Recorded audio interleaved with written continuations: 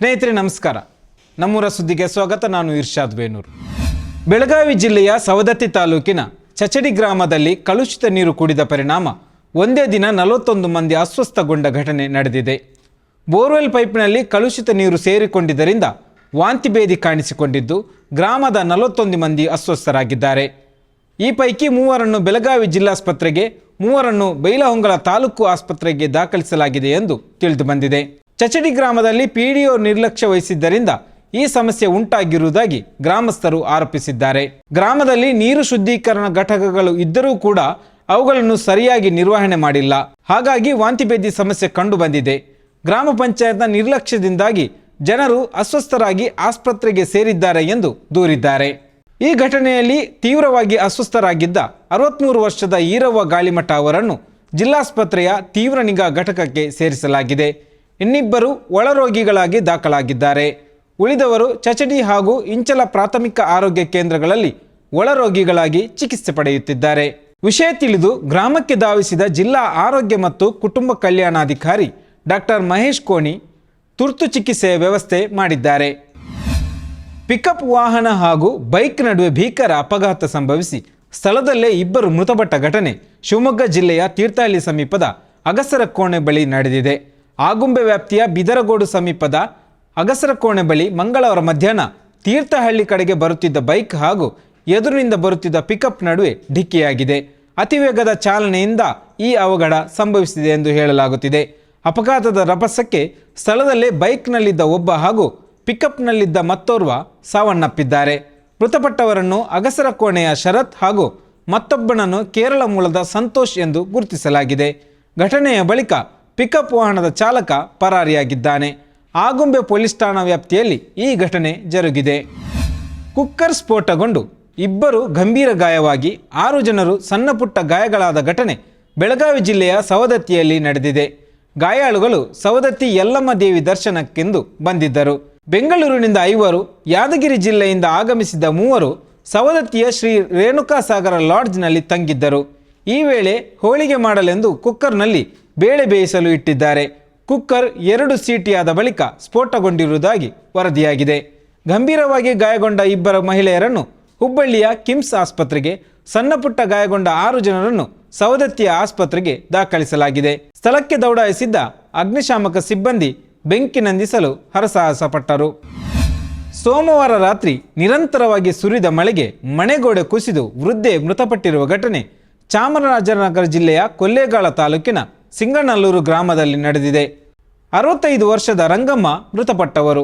ರಂಗಮ್ಮ ಪುತ್ರಿ ಲಕ್ಷ್ಮಮ್ಮ ಹಾಗೂ ಪುತ್ರ ರಂಗಯ್ಯ ಮನೆಯಲ್ಲಿ ಮಲಗಿದ್ದರು. ತಡರಾತ್ರಿಯ ಧಾರಾಕಾರ ಮಳೆಗೆ ಮನೆಯ ಒಂದು ಪಾರ್ಶ್ವ ಕುಸಿದಿದೆ.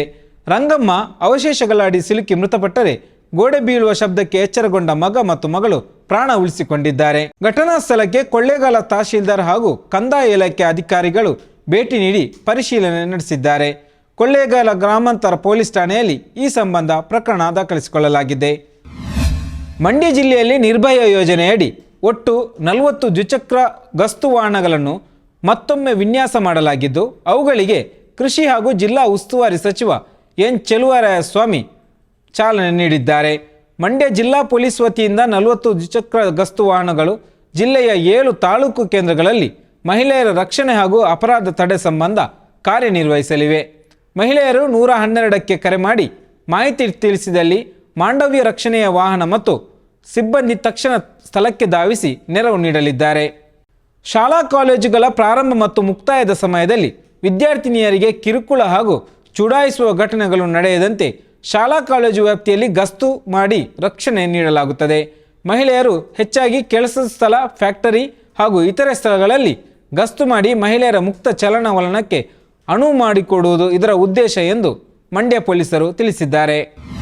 ಸ್ಟೈಫೆಂಡ್ ಹೆಚ್ಚಳಕ್ಕೆ ಆಗ್ರಹಿಸಿ ಕಳೆದ 2 ದಿನಗಳಿಂದ ಬೆಂಗಳೂರಿನ ಫ್ರೀಡಂ ಪಾರ್ಕ್ನಲ್ಲಿ ಸರ್ಕಾರಿ ರೆಸಿಡೆಂಟ್ ಡಾಕ್ಟರ್ಸ್ ಪ್ರತಿಭಟನೆ ನಡೆಸುತ್ತಿದ್ದಾರೆ.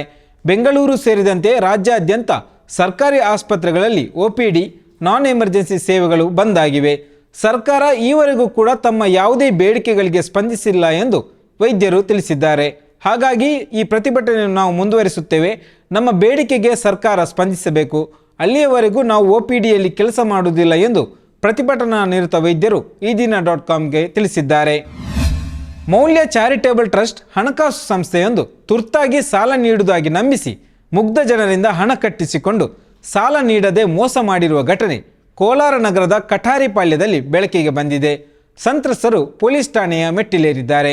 ಬಡ್ಡಿರಹಿತವಾಗಿ 2 ಲಕ್ಷ ಲೋನ್ ನೀಡುವುದಾಗಿ ಜಿಲ್ಲೆಯ ಬಡವರು ಹಾಗೂ ಸ್ತ್ರೀ ಶಕ್ತಿ ಸಂಘದವರಿಂದ ಹಣ ಪಡೆದು ಮೋಸ ಮಾಡಿರುವ ಆರೋಪ ಕೇಳಿಬಂದಿದೆ. ಈ ಹಿನ್ನೆಲೆಯಲ್ಲಿ ಮೌಲ್ಯ ಚಾರಿಟೇಬಲ್ ಟ್ರಸ್ಟ್ನ ಕಚೇರಿಯ ಮುಂದೆ ನೂರಾರು ಸಂಖ್ಯೆಯಲ್ಲಿ ಮಹಿಳೆಯರು ಗಲಾಟೆ ಮಾಡಿದ್ದಾರೆ. ವಿಷಯ ತಿಳಿದ ಪೊಲೀಸರು ಸ್ಥಳಕ್ಕೆ ಆಗಮಿಸಿ ನೌಕರರನ್ನು ಠಾಣೆಗೆ ಕರೆದುಕೊಂಡು ಹೋಗಿದ್ದಾರೆ. ನಿರುದ್ಯೋಗ ಬಿಕ್ಕಟ್ಟು ಪರಿಹಾರಕ್ಕೆ ತುರ್ತು ಕ್ರಮ ಕೈಗೊಳ್ಳುವಂತೆ ಆಗ್ರಹಿಸಿ ಅಖಿಲ ಭಾರತ ನಿರುದ್ಯೋಗಿ ಯುವಜನರ ಹೋರಾಟ ಸಮಿತಿಯಿಂದ ಮೈಸೂರು ಜಿಲ್ಲಾಧಿಕಾರಿ ಲಕ್ಷ್ಮೀಕಾಂತ್ ರೆಡ್ಡಿ ಮೂಲಕ ಪ್ರಧಾನಮಂತ್ರಿಯವರಿಗೆ ಮನವಿ ಸಲ್ಲಿಸಲಾಗಿದೆ.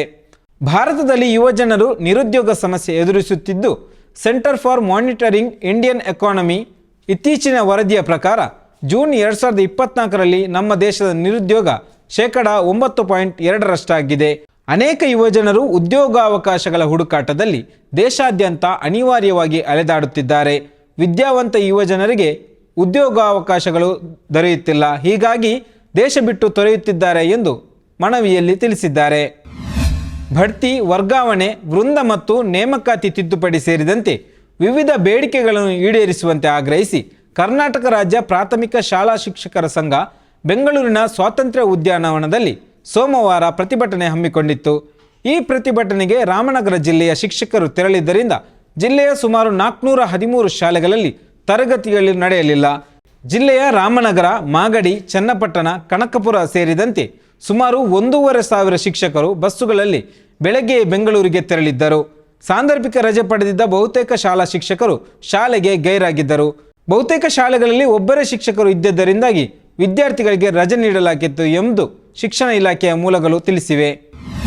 ನಿಮ್ಮೂರಿನ ಇಂಥದ್ದೇ ಸುದ್ದಿಗಳನ್ನು ನೋಡಲು ಈದಿನ.com ಯೂಟ್ಯೂಬ್ ಚಾನಲನ್ನು ಸಬ್ಸ್ಕ್ರೈಬ್ ಮಾಡಿ. ಧನ್ಯವಾದ. ಮತ್ತಷ್ಟು ವಿಶೇಷ ವಿಡಿಯೋಗಳನ್ನು ನೋಡಲು ಮತ್ತು ಹೊಸ ವಿಡಿಯೋಗಳ ಬಗ್ಗೆ ತಿಳಿಯಲು ಈದಿನ.com ಯೂಟ್ಯೂಬ್ ಚಾನೆಲ್ ಸಬ್ಸ್ಕ್ರೈಬ್ ಮಾಡಿ ಮತ್ತು ಬೆಲ್ ಐಕಾನ್ ಕ್ಲಿಕ್ ಮಾಡಿ.